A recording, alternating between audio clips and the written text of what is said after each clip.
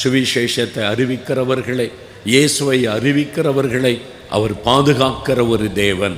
சிறைச்சாலைக்கு பின்னாலிருந்தும் வெளியே கொண்டு வருவதற்கு அறிந்திருக்கிற ஒரு தேவன். அவரை அறிவிப்பதினால், அவரை பறைசாற்றுவதினால் ஆபத்துகள் வரலாம், பொல்லாத மனிதர்கள் எழும்பலாம், அரசாங்கம் கூட எழும்பலாம். ஆனால் உங்களை பாதுகாக்க அவரும் அறிந்திருக்கிற தேவன். யோசேப்பை பாதுகாத்த தேவன் உங்களையும் பாதுகாப்பார். எல்லா தீமைக்கும் விலக்கி பாதுகாப்பார். யோசேப்புக்கு ஆறுதலாயிருந்தவர் பாதுகாப்பாகவும் இருந்தார். எனக்கு அன்பானவர்களே, ஒரு பக்கம் மனிதர்களால் உபத்திரவங்கள், பாடுகள், அந்த தீமைகளில் பாதுகாக்கணும். இன்னொரு பிரச்சனை, யோசேப்பு வேலை செய்த அடிமையாக இருந்த வீட்டுக்குள்ள பாவ சோதனை வருகிறது. அவனுடைய எஜமாட்டி அவன் மீது ஆசை கொண்டு பாவம் செய்ய அழைக்கிறாள். அவனுடைய வீட்டுக்குள்ளேயே, வேலை செய்கிற இடத்திலேயே பாவம் அவனை நெருக்கி கொண்டு இருக்கிறது. பாவம் அவனை நெருங்கி வருகிறது. அவனை பாவம் செய்யும்படி தூண்டுகிற ஒரு பெண் அந்த வீட்டுக்குள்ளேயே இருக்கிறாள். அதனால் என்ன செய்வதை தெரியவில்லை. யோசேப்பு அந்த பாவத்தை விட்டு விலகி விலகி பார்க்கிறான், முடியவில்லை. அந்த அளவிற்கு பாவம் நெருக்குகிறது. பாவத்தில் விழுந்து விடுவோமோ என்று கலங்கின சமயத்தில் இயேசு கர்த்தர் அவனோடு கூட இருந்து பாவத்துக்கு விலகி ஓடும்படி செய்தார். ஆதியாகமம் 39ஆம் அதிகாரம் 6 முதல் 12 வசனத்தை வாசிக்கும் பொழுது, பாவ சோதனையிலிருந்து விலக்கி கர்த்தர் அவனை பாதுகாத்து கொண்டார். எனக்கு அன்பான வாலிப தம்பி, வாலிப மகளே, நீ ஆண்டவருக்கு ஒன்று அர்ப்பணித்து விட்டபடியால் அடுத்த பிரச்சனை எப்படி பரிசுத்தமாய் வாழுவது?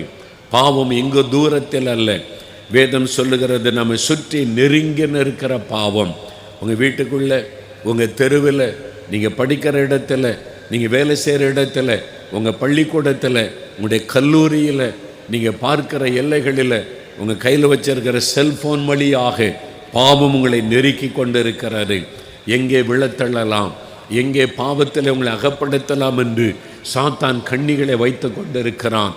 நாள்தோறும் இந்த போராட்டம், என் கண்களை பரிசுத்தமாய் காத்து கொள்வதிலே போராட்டம், என் சிந்தனைகளை பரிசுத்தமாய் காத்து கொள்வதிலே போராட்டம், பாவ போராட்டம் நெருக்குகிறதே.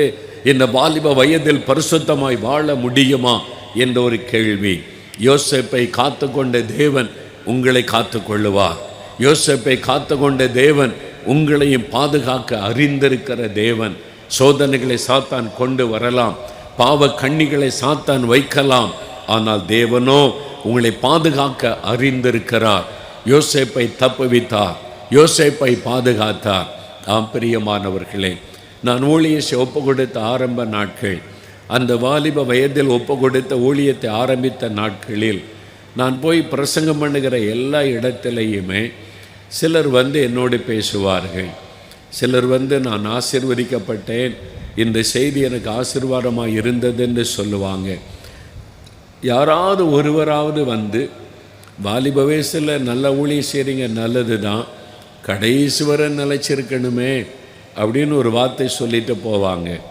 ஒரு சர்ச்சில் பிரசங்கம் பண்ண போனாலும், ஒரு பொதுக்கூட்டத்தில் பிரசங்கம் பண்ண போனாலும், எங்கே ஊழியத்துக்கு போனாலும் யாராவது ஒருவர் இந்த வார்த்தையை சொல்லுவாங்க. நல்லா தான் இருக்குது ஊழியம், பிரசங்கெல்லாம் ஆசீர்வாதமாக இருக்குது, கடைசி வரை நிலை நிற்கணும்ல, வாலிப வயசில் இதெல்லாம் சரிதான், இன்னும் கடைசி வரை நிலை நிற்கணும் இல்லை. இந்த வார்த்தையை கேட்க கேட்க கேட்க எனக்குள்ளே ஒரு சிறிய சந்தேகம் வர ஆரம்பித்தது. என்னால் கடைசி வரை ஆண்டவருக்காக வாழ முடியுமா? என்னால் கடைசி வரை பரிசுத்தத்தோடு ஆண்டவரை பின்பற்ற முடியுமா என்பதான கேள்வி. சாத்தான் அப்படித்தான் விதைகளை போடுவான். நல்லா தான் இருக்க கூட்டத்தில், நல்லா தான் ஒப்பு கொடுத்த, உன்னால் அப்படி ஜெபிக்க முடியுமா? உன்னால் பரிசுத்தமாக வாழ முடியுமா? உன்னால் இந்த பாவத்தில் விட்டுவிட முடியுமா? உன்னால் செல்ஃபோன் இல்லாமல் இருக்க முடியுமா? உன்னால் இந்த ஃப்ரெண்ட்ஷிப் இல்லாமல் இருக்க முடியுமா? உன்னால் கடைசி வரை பரிசுத்தமாக வாழ முடியுமா? உன்னால் கடைசி வரை ஜெபிக்க முடியுமா? 4 நாள் ஜெபம் பண்ணுவேன், அதுக்கப்புறம் இந்த சிந்தனையை சாத்தான் போட்டுக்கொண்டே இருப்பான். உன்னுடைய சிந்தனையில் விதைகளை போட்டுக்கொண்டே இருப்பான், சந்தேகத்தை உண்டாக்குவான், பரிசுத்தமாய் வாழ முடியாத இந்த எண்ணத்தை கொண்டு வர பிரயாசப்படுவான். அதே மாதிரி போராட்டம் எனக்குள்ளே வந்தது, எனக்குள்ளே சந்தேகம் எழும்ப ஆரம்பித்தது. என்னால் கடைசி வரை ஊழியம் செய்ய முடியுமா? கடைசி வரை நிலைத்திருக்க முடியுமா? நான் எப்படி இந்த பாவம் நிறைந்த உலகத்தில் என்னை பாதுகாத்து கொள்ள முடியும் என்பதான கேள்வி எழும்ப ஆரம்பித்தது. அந்த மாதிரி சமயத்தில் தான் ஒரு சமயம் கன்னியாகுமரி மாவட்டத்தில் ஊழியத்தை முடித்துவிட்டு ஒரு நாள் இரவு நாகர்கோயில் பஸ் ஸ்டாண்டில் வந்து நாங்கள் சேர்ந்தோம். அதிகாலையில் எங்களுக்கு பஸ்ஸு, நாங்கள் ஒரு குழுவாக சென்றிருந்தோம். 10-15 பேர் இருந்தோம். அதிகாலையில் எங்களுக்கு ஒரு பஸ்ஸு வரும், அதில் ஏறி நேசரத்து வந்து 4 மாவடி வர வேண்டும். அதிகாலையில் எழும்பி காத்திருந்த சமயம், நாங்கள் பஸ்ஸுக்காக காத்து கொண்டு நின்று கொண்டிருந்த சமயம், ஒரு வயதான தகப்பனார் அவர் வந்து நேரடியாக என்னோடு வந்து பேசினார். தம்பி, உங்கள்கிட்ட தான் பேசணும்னு பேச ஆரம்பித்தார். ஒரு நரைத்த முடி, ஒரு நரைத்த தாடி வைத்திருந்தார். ஒரு நல்ல ஒரு தகப்பனார். அவருடைய முகம் பிரகாசித்து கொண்டிருந்தார். இதுக்கு முன்னால் நான் அவரை பார்த்ததே கிடையாது. அவர் வந்து ஏன் என்கிட்ட பேச வேண்டும்? நாங்கள் 4-5 பேர் பேசி கொண்டிருந்தோம். அவர் நேரடியாக வந்து என்னோடு பேச ஆரம்பித்த உடன் மற்றவங்கெல்லாம் ஒதுங்கிட்டாங்க. இவங்க அண்ணனோடு ஏதோ பேசுகிறார் என்று. அவர் ஒரு அரை மணி நேரம் என்னோடு பேசியிருப்பார். ஆண்டவரை குறித்தும் வேத வசனத்தை குறித்தும் பல காரியத்தை பேசிக்கொண்டே இருந்தார். அவர் பேச பேச ரொம்ப இனிமையாக இருந்தது. நான் கரங்களை கட்டி அதை கவனமாய் கேட்டுக்கொண்டு இருந்தேன். அதை கேட்க கேட்க மனதுக்கு ஒரு சந்தோஷம் உள்ளத்தில் உண்டானது. நீங்கள் யார், என்னை எப்படி தெரியும்னு கேட்கக்கூட எனக்கு வாய் வரவில்லை. அப்படியே அவர் பேசுவதை கவனித்து கொண்டே இருந்தேன். பஸ்ஸு வந்து விட்டார். எங்கள் டீமெல்லாம் ஏறிட்டாங்க. அவன் சொன்னாங்க, அண்ணன் பஸ்ஸை புறப்பட போது வாங்கன்னு கூப்பிட்டார்கள். அப்போ அந்த தகப்பனாரை பார்த்தேன். என் தோள் மேலே கை வைத்தார். நேருக்கு நேர் என் முகத்தை பார்த்து சொன்னார், தம்பி, வாலிப வயசில் ஊழியத்துக்கு ஒப்பு கொடுத்து வந்திருக்கிறீங்க. யோசேப்பை காத்து கொண்ட கர்த்தர் உங்களையும் காத்து கொள்ளுவார் என்று சொல்லிவிட்டு அவர் வேகமாய் நடந்து போனார். வேறு ஒன்று அவர் பேசவில்லை. கடைசியாக சொன்ன வார்த்தை அதுதான், யோசேப்பை காத்து கொண்ட கர்த்தர் உங்களையும் காத்து கொள்ளுவார்.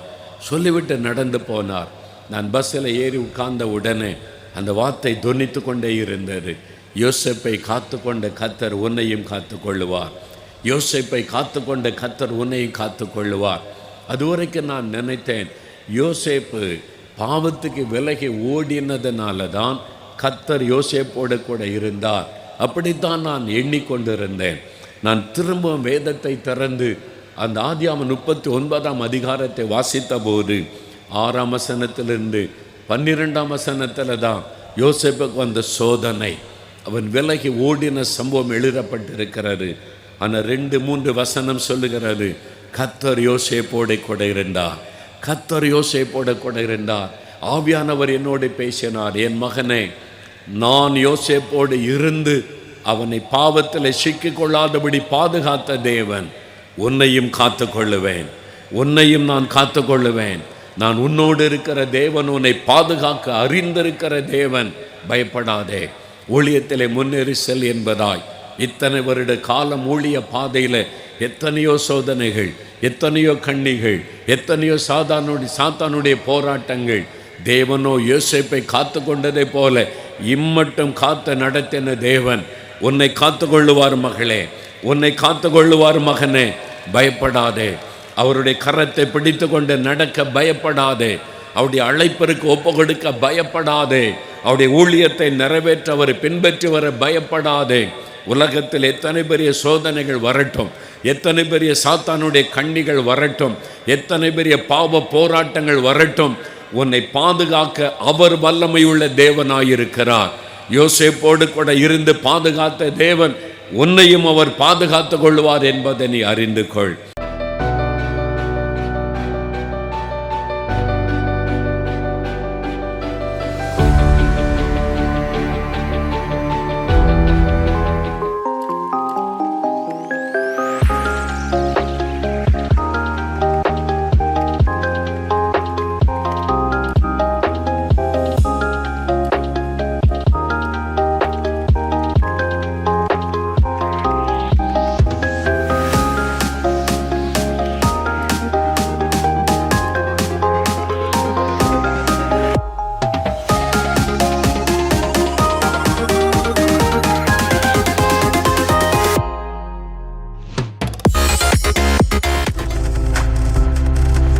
நீங்கள் பார்த்து கொண்டிருப்பது உங்கள் ஜாய் டிவி. உங்கள் துக்கம் சந்தோஷமாய் மாறும்.